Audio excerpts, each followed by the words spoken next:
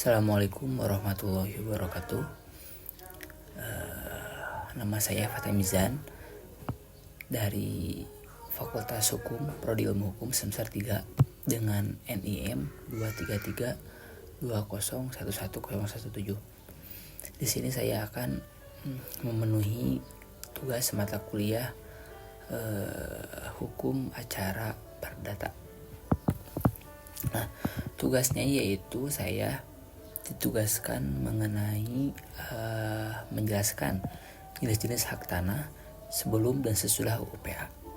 Nah, yang pertama yaitu saya akan menjelaskan mungkin secara singkat tentang UPA. Nah, yang saya sudah baca dari beberapa literatur, UPA adalah singkatan dari Undang-Undang Pokok Agraria. Ini adalah sebuah undang-undang yang sangat penting di Indonesia karena mengatur segala hal yang berkaitan dengan tanah dan kekayaan alam yang terkandung di dalamnya. UPA bisa dibilang menjadi dasar hukum. Bukan bisa dibilang, emang UPA yaitu dasar hukum bagi pengaturan hubungan antara manusia dengan tanah dan sumber daya alam lainnya di negara kita. Nah, saya akan menjelaskan mengenai tujuan utama dari UPA. Yang pertama yaitu menyatukan sistem hukum agraria. Sebelum UPA, sistem hukum agraria di Indonesia sangat beragam karena pengaruh sejarah kolonial dan adat istiadat. Nah, UPA ini bertujuan untuk menyatukan dan menyederhanakan sistem tersebut. Yang kedua yaitu menetapkan hak menguasai negara. UPA menegaskan bahwa kekuasaan tertinggi atas tanah dan kekayaan alam berada di tangan negara. Ini berarti negara memiliki kewenangan untuk mengatur dan mengelola sumber daya alam demi kepentingan seluruh masyarakat. Yang selanjutnya yaitu menjamin keadilan dan kepastian hukum. UPA memberikan kepastian hukum bagi para pemegang hak atas tanah. Dengan adanya UPA, diharapkan sengketa-sengketa terkait tanah dapat diminimalisir. Nah, saya juga akan sedikit menjelaskan mengenai pokok-pokok isi UPA. Yang pertama yaitu jenis-jenis hak atas tanah. UPA mengatur berbagai jenis hak atas tanah seperti hak milik, hak guna usaha, hak guna bangunan, hak pakai, dan hak sebagainya. Setiap jenis hak memiliki karakteristik dan batasan yang berbeda-beda. Yang kedua, ada prosedur pendaftaran tanah. UPA juga mengatur tata cara pendaftaran tanah dan penerbitan sertifikat tanah. Sertifikat tanah merupakan bukti sah kepemilikan atas tanah. Pengalihan hak atas tanah. UPA juga mengatur cara-cara mengalihkan hak tanah seperti jual beli, hibah, dan waris. Yang selanjutnya yaitu ada penyelesaian sengketa. UPA memberikan mekanisme penyelesaian sengketa tanah baik melalui jalur administratif maupun peradilan. Mengapa UPA penting? UPA sangat penting karena menyangkut hajat hidup orang banyak. Tanah merupakan sumber daya yang terbatas dan sangat dibutuhkan untuk berbagai keperluan seperti tempat tinggal, pertanian, industri, dan lain sebagainya. Dengan adanya UPA diharapkan pengelola tanah di Indonesia dapat dilakukan secara adil, efisien, dan berkelanjutan.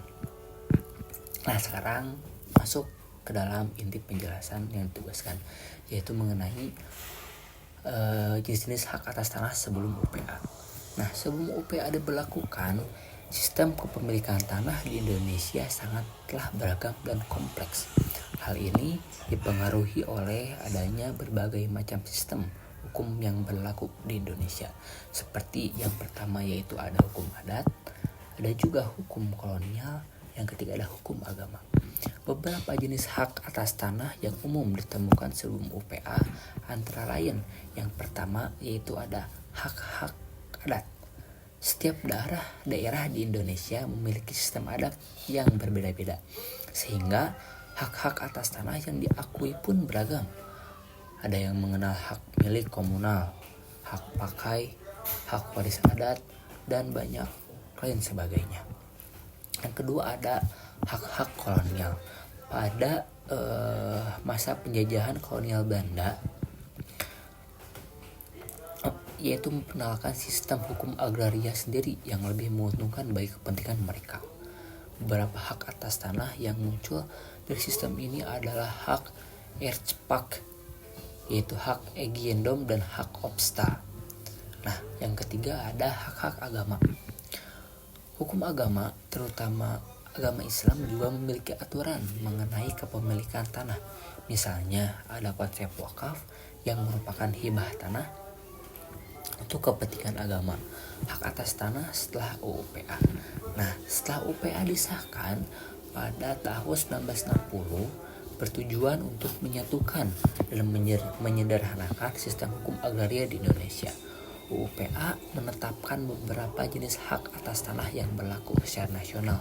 Yang pertama yaitu hak milik, merupakan hak yang paling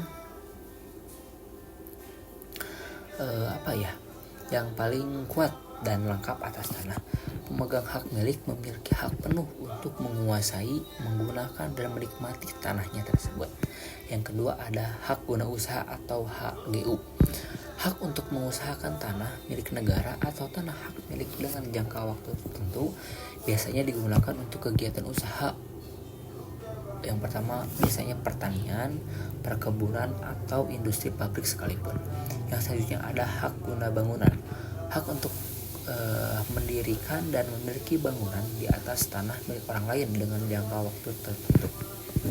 Nah, selanjutnya ada hak pakai, hak untuk menggunakan tanah milik negara atau tanah hak milik dengan jangka waktu tertentu, biasanya digunakan untuk kepentingan umum atau sosial atau komunal gitu ya. Yang selanjutnya ada hak sewa. Hak sewa ini yaitu untuk menggunakan tanah milik orang lain dengan membayar sewa. Nah, biasanya ini tuh menyewa terkait bisa dibilang kontrakan gitu ya. Jadi kita tuh mengontrak kepada salah sebuah individu untuk kita sewa tanah tersebut. Nah, yang selanjutnya ada hak membuka tanah. Nah, hak membuka tanah ini hak untuk membuka tanah, hutan, atau tanah negara yang belum dikuasai. Nah, selanjutnya ada hak memungut hasil hutan. Hak ini bertujuan mengambil hasil hutan di tanah negara. Perbedaan utama nah mungkin di sini saya akan menjelaskan perbedaan utama ya antara sistem hak tanah sebelum dan sesudah UU-PA. Yang pertama itu terletak pada unifikasi.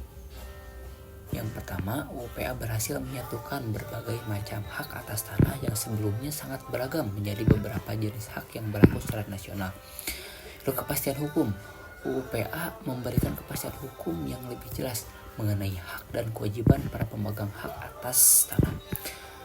Nah, selanjutnya ada ketertiban pengelolaan tanah.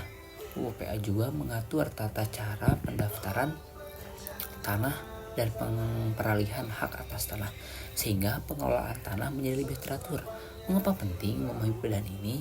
Nah, jadi memahami perbedaan ini yaitu sangat penting. Yang pertama yaitu kita bisa menghindari sengketa.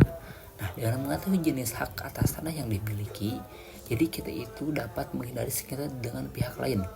Yang selanjutnya bisa melindungi hak. Nah, melindungi hak di sini yaitu berarti pemahaman yang baik tentang hak atas tanah akan membantu kita untuk melindungi hak-hak kita. Nah, selanjutnya membuat keputusan yang tepat. Jika ingin melakukan transaksi jual beli atau menggadaikan tanah dan lain sebagainya, kita perlu mengetahui jenis hak atas tanah yang dimiliki agar dapat membuat keputusan yang tepat. Nah, kesimpulannya, UU-PA telah membawa perubahan yang sangat signifikan dalam sistem hukum agraria di Indonesia dengan menyederhanakan jenis-jenis hak atas tanah dan memberikan kepastian hukum. Nah, mungkin harapannya UU-PA kedepannya diharapkan dapat menciptakan keadilan dan ketertiban dalam pengelolaan tanah. Mungkin cukup sekian yang bisa saya sampaikan. Kurang lebih mohon maaf. wal afu minkum fastabiqul khairat. Wassalamualaikum warahmatullahi wabarakatuh.